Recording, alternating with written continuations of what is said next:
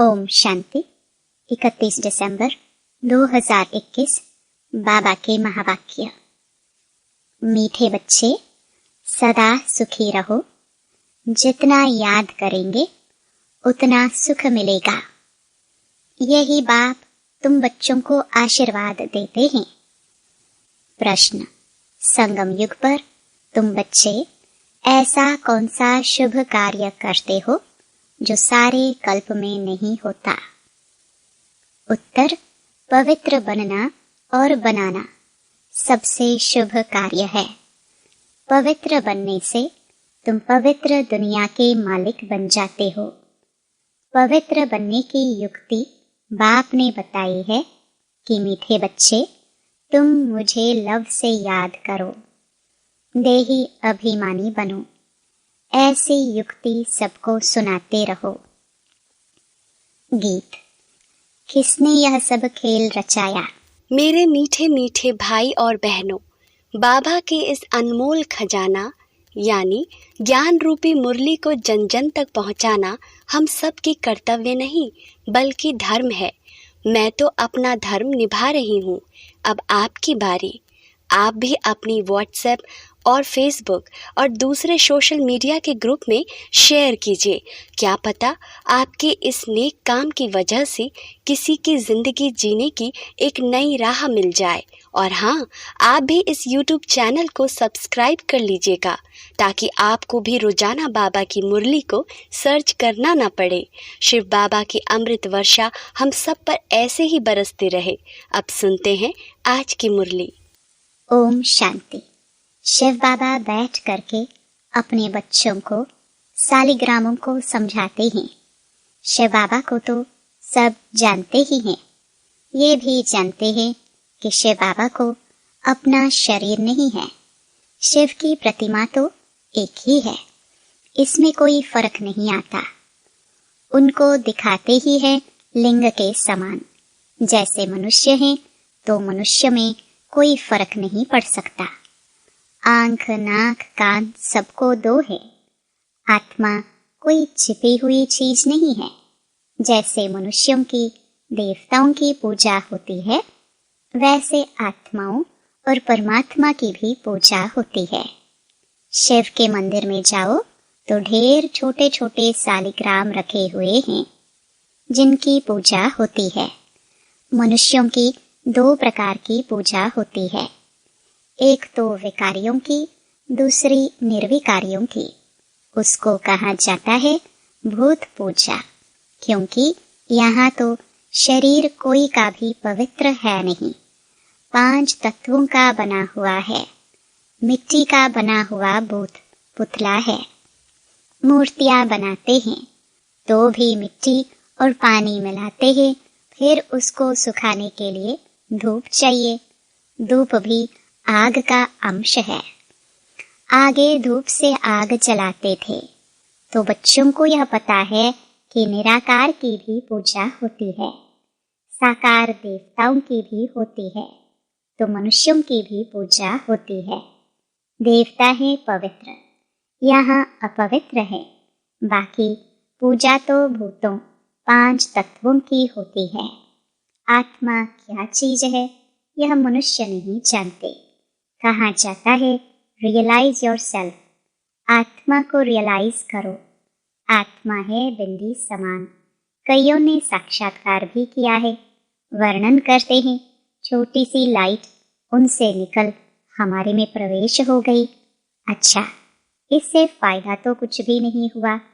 नारद और मीरा भक्ति में फीके गाए जाते हैं।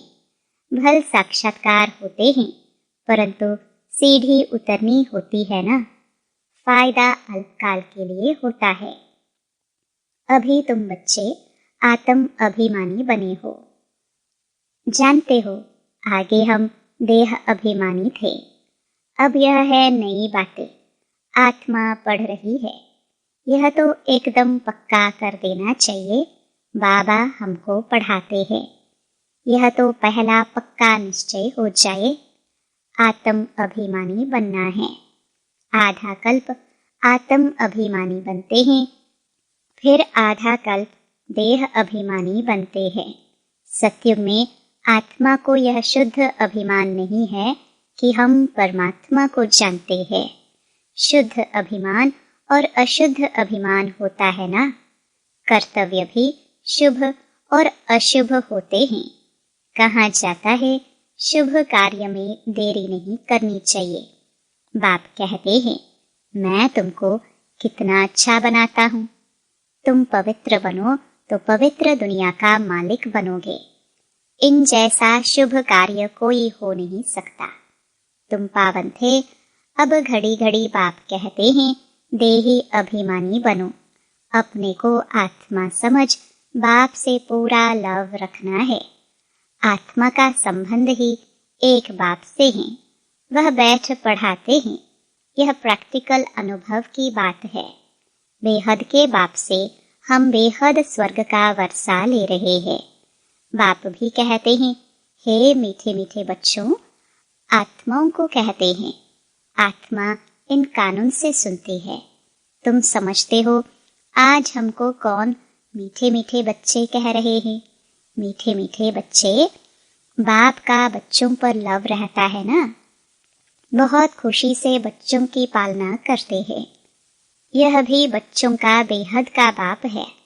आत्मा कहती है हम शरीर के ऑर्गन्स द्वारा सुनाता हूँ। अज्ञान काल में बाप बच्चों को कितना लव करते हैं, जानते हैं। यह वारिस है। इन्हों को हम लायक बनाता हूँ जिससे बहुत सुखी बने, अच्छा वर्षा पाए। कहते हैं ना बच्चे जीते रहो, सुखी बनो, आशीर्वाद निकलती रहेगी। बच्चा सदैव सुखी हो, परंतु वह तो सदा सुखी हो ना सके। तुम बच्चे जानते हो बाबा हमको आशीर्वाद दे रहे हैं, सदा सुखी रहो, मुझे याद करो। बाप कितना प्यार, प्रेम, नम्रता से बैठ समझाते हैं। बाप बच्चों का सर्वेंट है ना। कितने बच्चों की चाकरी करनी होती है। माँ मर जाती है तो बाप को सब कुछ बच्चों का करना पड़ता है। यह बाप कितना बच्चों को प्यार से समझाते हैं। अपने पैरों पर खड़ा होना है। हे आत्मा, तुमको बाप से वर्षा लेना है। देह का भान छोड़ अपने को आत्मा समझो। यह बड़ी भारी सबक पाठ है। बच्चे घड़ी घड़ी भूल जाते हैं। कहते हैं बाबा को याद करना भूल जाते हैं। याद अक्षर बड़ा सहज है। योग व निष्ठा आदि यह शास्त्रों के अक्षर है। बाप कितना सहज बतलाते हैं, सिर्फ याद करो। बाप को देखने से बड़ी खुशी होनी चाहिए। हमारे जैसा बाबा दुनिया में किसी को नहीं मिलता। तुम जानते हो हम आत्मा पतित बने थे, अब बाप पावन बनाते हैं, इसलिए पुकारते भी हैं हे पतित पावन आओ, आकर पावन बनाओ। बाप को याद करने के सिवाय और कोई तकलीफ नहीं देते हैं। इसका नाम ही है सहज याद, सहज ज्ञान। यह भी बच्चे समझ गए हैं। बाप सत्य है, चैतन्य है। उनकी आत्मा ज्ञान का सागर है, ज्ञान की अथॉरिटी है। यहाँ मनुष्यों की महिमा होती है, फलाना शास्त्रों की अथॉरिटी है। यहाँ बाप कहते हैं मैं ही सभी वेदों शास्त्रों को जानता हूँ, अथॉरिटी हूँ। भक्ति मार्ग में चित्र भी दिखाते हैं। विष्णु की नाभि से ब्रह्मा निकला, उनको फिर शास्त्र दिए हैं। ब्रह्मा द्वारा सब वेदों शास्त्रों का सार समझाते हैं। बाप सभी बातें अच्छी रीति बैठ समझाते हैं। अब ब्रह्मा तो है सूक्ष्म वतन में, भगवान हो गया मूल वतन में।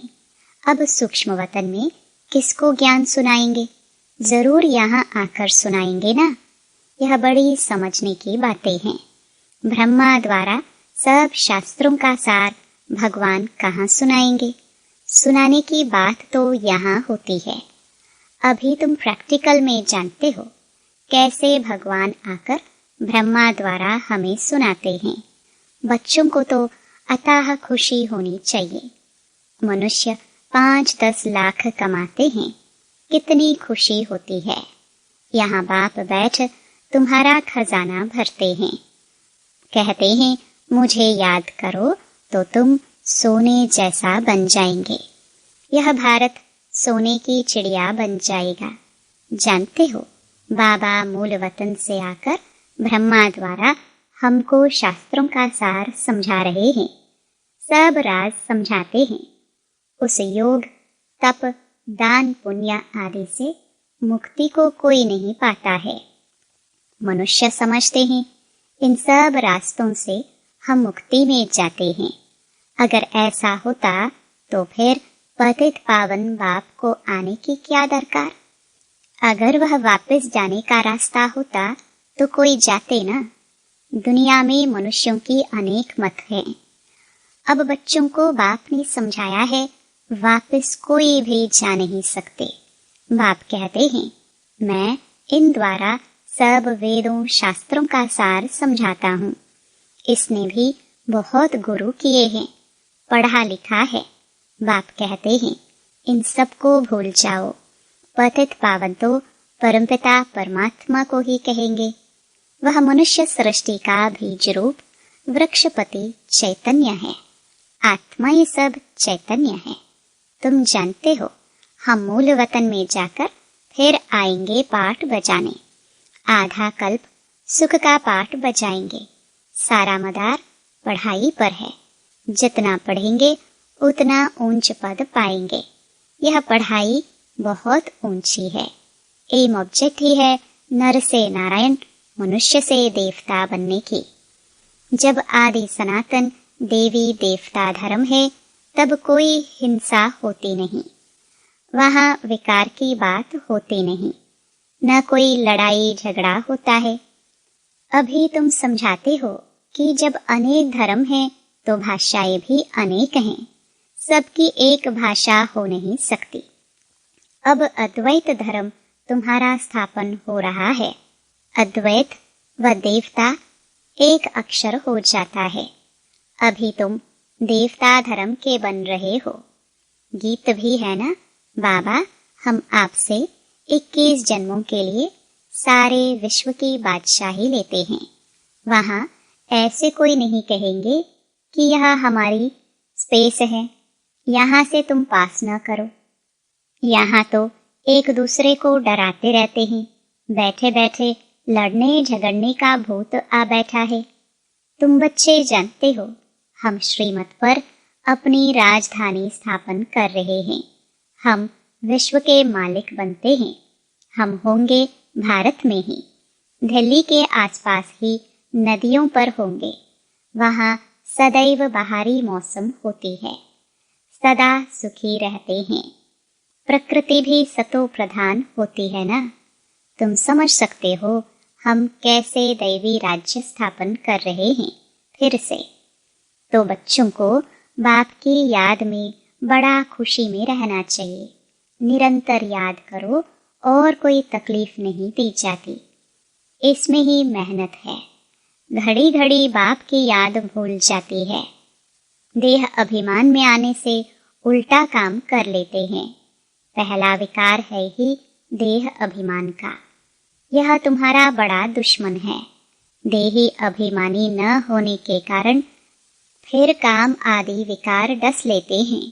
बच्चे भी समझते हैं मंजिल ऊंची है, पवित्र भी रहना है। तुम हो सच्चे सच्चे ब्राह्मण। करोड़ों को भो भो करते रहो। कछुए का मिसाल भी यहाँ तुमसे लगता है। बाप समझाते हैं भल तुम अपने कामकाज आदि करो, ऑफिस में बैठो। देखो कोई ग्राहक नहीं है तो याद में बैठ जाओ। साथ में चित्र रखे हो, फिर तुमको आदत पड़ जाएगी। हम बाबा की याद में बैठ जाते हैं। युक्तियाँ तो बाबा अनेक प्रकार की बतलाते हैं। भक्ति मार्ग में चित्र को याद करते हैं। यहाँ यह है फिर विचित्र की याद। यह नई बात है ना। अपने को आत्मा समझ और बाप को याद करो। नई बात होने कारण मेहनत लगती है। इसमें प्रैक्टिस करनी होती है। ज्ञान तो मिल गया है। यह भी समझाया है विष्णु से ब्रह्मा कैसे बनते हैं? विष्णु अर्थात लक्ष्मी नारायण के 84 जन्मों के बाद वही ब्रह्मा सरस्वती बनते हैं। यह बातें और कोई शास्त्रों में नहीं है। ऐसे नहीं कि विष्णु की नाभि से कोई ब्रह्मा निकलता है। बाप कहते हैं, मैं तुम बच्चों को स्वदर्शन चक्रधारी बनाता हूँ। उसका अर्थ भी तुम जानते हो। यह तुम्हारे अक्षर ही ऐसे गुप्त हैं जो कोई कॉपी कर ना सके। आजकल कॉपी भी करते हैं ना। सफेद पोषधारी भी बहुत बनते हैं, रीस करते हैं, इसमें कोई कॉपी कर ना सके। अभी तुम बच्चे समझते हो जो हम बाबा से रोज सम्मुख बैठ सुनते हैं। बाहर में भी बच्चे समझते होंगे। मधुबन में शिव बाबा ब्रह्मा द्वारा मुरली चलाते हैं। आत्मा ही बाप को याद करती है। याद से विकर्म विनाश होंगे, क्योंकि जब से विकारी बने हैं, पाप करते ही आए हैं, तो जन्म जन्मांतर का सिर पर बोझा है। तमो प्रधान बनते जाते हैं। तमो प्रधान बनने में आधा कल्प लगा है। सतो रजो तमो बनते आत्मा मैली होती है ना, खाद पड़ने से। वह खाद जरूर निकालनी चाहिए, नहीं तो बाप की याद के सिवाय आत्मा उड़ नहीं सकती। माया रावण सबके पंख काट देती है। यह भी समझ की बात है। मोक्ष आदि तो किसको भी मिलता ही नहीं। बुलाते हैं, हम पतितों को आकर पावन बनाओ, बस इसमें और कोई बात ही नहीं। बाप शिक्षा देते हैं, तुम तमो प्रधान से सतो प्रधान कैसे बनेंगे। बच्चों को लिखते भी रहते हैं, बच्चे तुम बाप को भूलने से तमो प्रधान बने हो। अब बाप को याद करो तो सतो प्रधान बनेंगे। सतो प्रधान विश्व का मालिक बनने के लिए बाप को याद करो। तुम्हारी आत्मा में 84 जन्मों का ज्ञान है। 84 का चक्र पूरा किया है। आत्मा में कितना भारी पाठ भरा हुआ है, यह वंडर लगता है। इतनी छोटी आत्मा में कितना पाठ भरा हुआ है। आत्मा कहती है, हम 84 जन्म लेते हैं। यह भी अभी तुमको समझ मिली है। मनुष्य तो कुछ भी नहीं जानते हैं। बाप अभी समझा रहे हैं, तुम आत्माएं 84 जन्म भोगती हो। एक शरीर छोड़ दूसरा लेती हो। पुनर्जन्म लेते लेते सीढ़ी नीचे उतरते आए हैं। अब फिर सतो प्रधान बनकर राज्य करना है तो कितनी खुशी होनी चाहिए। बाबा हमको बेहद का वर्षा कल्प कल्प देते ही हैं। तुम बच्चों को अब पहचान मिली है। तुम जानते हो हम माला के दाने बनते हैं जो फिर नंबरवार राज्य करेंगे। वहाँ के राजधानी की जो रस्म रिवाज होगी वही फिर रिपीट होगी। उनके लिए फालतू ख्यालात करने की दरकार ही नहीं है। यह कैसे होगा, क्या होगा, जैसे राज्य किया होगा वैसे करेंगे। वह साक्षी हो देखना है। चिंतन करने की दरकार नहीं कि क्या होगा। अच्छा, मीठे मीठे सिखिलदे बच्चों प्रति माता पिता बाप दादा का याद प्यार और गुड मॉर्निंग। रूहानी बाप की रूहानी बच्चों को नमस्ते। धारणा के लिए मुख्य सार। पहला, शुभ कार्य में देरी नहीं करनी है। पवित्र बन बाप से पूरा वर्षा लेना है। अपने को लायक बनाकर अपने पैरों पर खड़ा होना है। एक बाप से पूरा लव रखना है। दूसरा, कामकाज करते एक विचित्र बाप को याद करना है। कोई भी व्यर्थ ख्यालात नहीं करने हैं। सतो प्रधान बनना है। अपार खुशी में रहना है। वरदान, श्रेष्ठ मत के आधार पर मायावी संग दोष से परे रहने वाले शक्ति स्वरूप भव। बच्चों की एक कंप्लेन रहती है कि संबंधी नहीं सुनते, संग अच्छा नहीं है, इस कारण शक्तिशाली नहीं बन सकते। लेकिन श्रेष्ठ मत के आधार पर ज्ञान स्वरूप, शक्ति स्वरूप के वरदानी बन अपनी स्थिति को अचल बनाओ। साक्षी होकर हर एक का पाठ देखो। अपने सतोगुणी पाठ में स्थित रहो। सदा बाप के संग में रहो तो तमोगुणी आत्मा के संग के रंग का प्रभाव पड़ नहीं सकता। स्लोगन: कर्म योगी वह है जो कर्म के कल्प वृक्ष की डाली पर बैठ कर्म करते भी उपराम स्थिति में रहे। ओम शांति।